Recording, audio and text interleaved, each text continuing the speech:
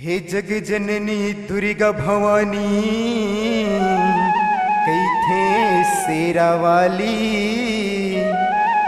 तोरी शरण माया ए माता नहीं जय हाथ खाली।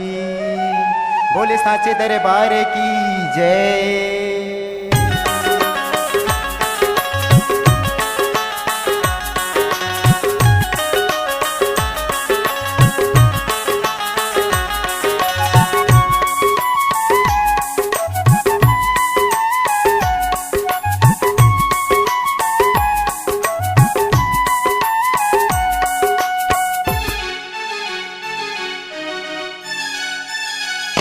दाई दुर्गा वो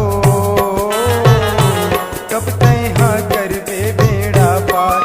दाई दुर्गा वो कब तैहा कर बे बेड़ा पार।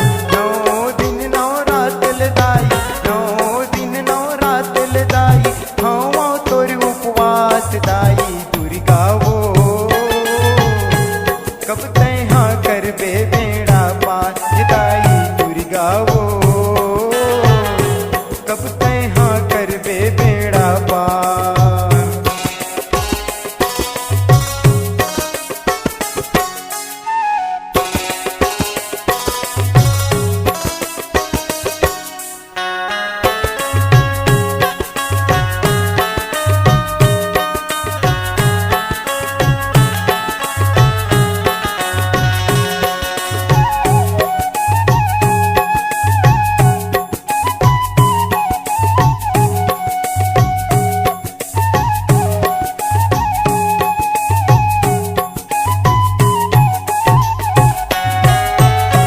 भक्ति मालीन होके तन मन सब लगाए। 9 राती 9 दिन ले माता तोर चरण में गुजारे।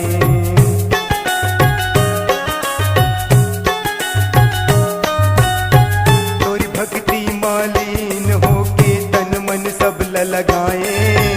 9 राती 9 दिन ले माता तोर चरण में गुजारे। भक्ति भाव चढ़ा के दाई भक्ति भाव चढ़ा के दाई श्रद्धा के फूल चढ़ाओ। ये दाई दुर्गा वो कब तैहा कर दे बेड़ा पार।